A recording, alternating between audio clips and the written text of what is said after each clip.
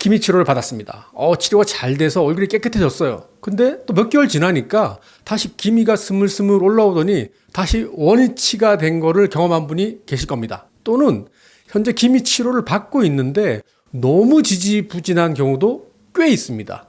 왜 이런 현상이 발생할까요? 그 현상이 무엇 때문에 그런지를 알면 저희가 기미 치료를 조금 더 확실하게 할 수 있고 재발도 많이 막을 수 있습니다. 오늘은 피부과 전문의 닥터 펠프스가 이 부분에 대해서 명확하게 설명드리도록 하겠습니다. 제가 바로 재미있는 논문 하나 보여드리겠습니다. 아주대 피부과에서 보고했던 논문인데요. 기미를 어떻게 좋게는 만들어 놨습니다. 그리고 같은 사람인데 기미를 좋게 만들어 놓고 한쪽에는 바늘 고주파, 포텐자, 버추얼 래퍼 같은 바늘 고주파를 시행하였고요. 자, 그래프를 보시면 고주파를 받은 쪽은 계속 좋은 상태를 유지하고 있는데 그냥 방치했던 쪽은 색이 점차 진해지는 것을 볼 수 있습니다. 왜 이런 현상이 발생했을까요? 자, 결론부터 말씀드리면 고주파를 해서 진피의 환경을 개선한 쪽이 그렇지 않은 쪽보다 기미 재발이 확실히 낮았다는 뜻이었습니다. 자, 기미는 어떠한 질환일까요? 당연히 얼굴에 색소가 있는 질환이겠죠. 당연히 멜라닌 세포가 색을 많이 만들어서 표피 세포한테 색을 전달해서 그렇게 사람 눈으로 보면 얼룩얼룩 보이죠. 당연히 색소 질환이니까. 동시에 기미는 오랫동안 자외선 또는 내가 여성 호르몬 또는 유전적 소인에 의해서 여러 가지 원인에 의해서 멜라닌 세포로 하여금 색소를 많이 만들게 하는 그런 원인도 있습니다. 그 중에서도 아주 중요한 것 중에 하나는 노화된 진피 환경으로 인해서 멜라닌 세포가 활성화되는 것도 있습니다. 크게 두 가지로 보시면 됩니다. 즉 눈에 보이는 색소는 당연히 레이저 토닝을 하고 멜라논 같은 크림을 발라 색소를 줄여도 좋아지겠지만 동시에 일반적인 중계가 아니잖아요. 아까 말씀드렸던 진피 환경이 나빠짐으로써 생길 수 있는 여러 가지 원인들을 차단하는 것이 바로 핵심입니다. 자, 오늘 조금만 깊게 들어가겠습니다. 자, 기미가 있는 분들의 섬유화세포, 진피에는 섬유화세포가 살고 있는데요. 이 섬유화세포가 노화가 됩니다. 그러면 결론적으로 이 노화된 섬유화세포는 결국은 색소를 만드는 멜라닌 세포를 자극하게 됩니다. 그래서 되게 재밌는 논문이 하나 있었는데요. 인하대에서 발표한 논문입니다.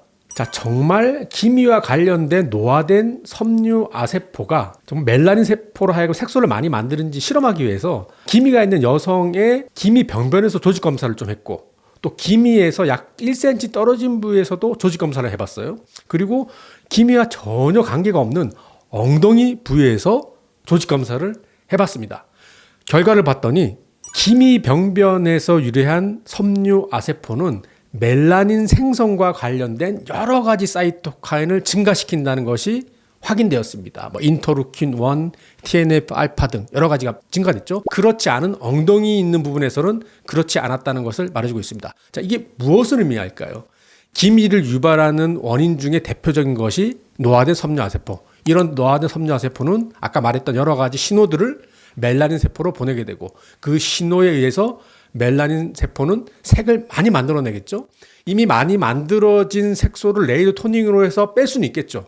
하지만 빈독에 물붓기가 됩니다. 이런 시그널 근처에서 계속 멜라닌 세포를 하고 야, 색 좀 많이 만들어라고 하는 그 나쁜 녀석을 뭔가를 차단시켜야 되는 것이 아주 중요합니다. 자, 그렇다면 우리가 당연히 기미 치료하기에는 레이저 토닝을 해서 색을 빼긴 빼야 되는데 중요한 건 아까 말씀드렸죠. 이 늙은 노화된 섬유화세포를 어떻게 제거하냐면 되냐면은 대표적인 게 바로 아까 말했던 바늘 고주파를 이용하면 됩니다. 자, 바늘 고주파를 이용해서 피부에다가 강력한 고주파를 주게 되면 이 노화된 섬유화세포가 드라마틱하게 감소하게 되고 새로운 젊은 섬유화세포들이 증가하게 됩니다. 그럼 아까 말씀드렸던 여러 가지 멜라닌 세포로 하여금 색을 만들게 하는 시그널들이 줄게 되겠고요. 동시에 젊은 섬유화세포는 새로운 콜라겐을 만들어서 전체적인 환경을 좋게 만듭니다. 또 기미가 생긴 분들 보면 반드시 그렇지는 않은데 아까 제가 말씀드린 대로 표피 쪽 바닥 쪽에 색소를 만드는 멜라닌 세포가 있죠. 그리고 그 밑에 진피가 있죠. 사실 이 부분이 지금 눈으로 보시기에는 서로 연결되어 있는 것처럼 보이지만 그 사이에 얇은 막이 있습니다.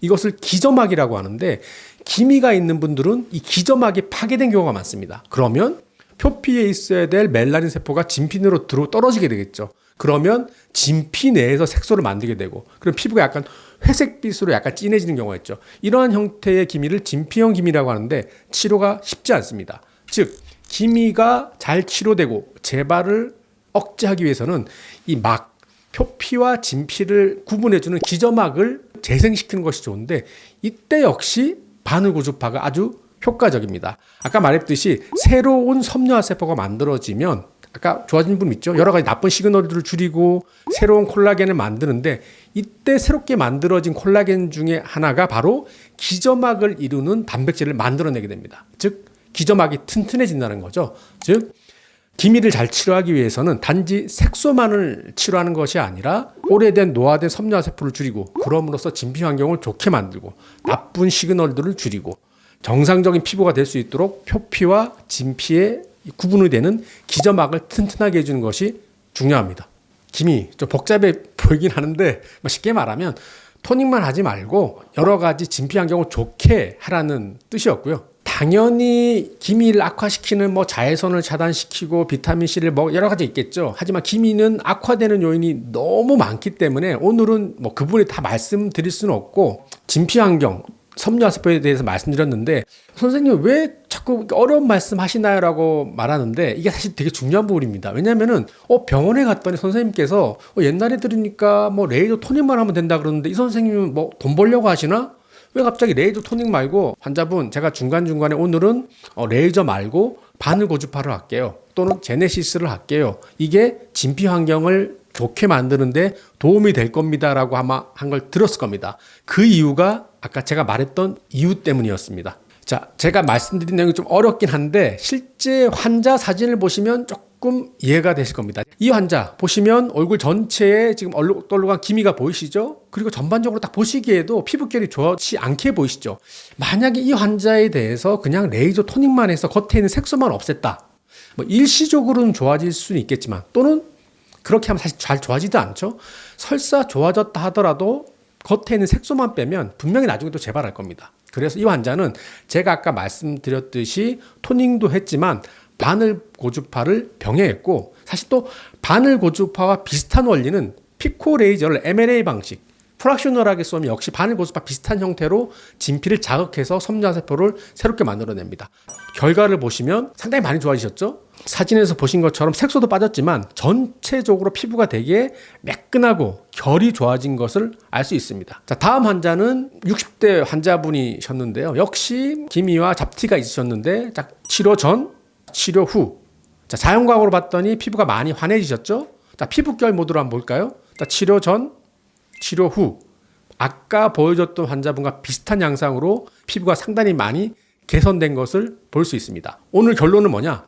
우리가 기미, 색소질환, 레이저만 하면 돼 라는 것이 아니라 최소한 기미인 경우에는 전체적으로 피부 자체를 건강하게 해야지 기미 자체도 빨리 좋아지고 나중에 재발을 덜하게 됩니다. 자, 오늘은 기미 치료 잘 안 되시는 분들 또는 기미가 좋아졌다가 나빠졌다 반복했던 분들께 조금이나마 도움이 됐길 바랍니다. 이상 여러분의 피부과 전문의 닥터펠프스 유동기 원장이었습니다. 감사합니다.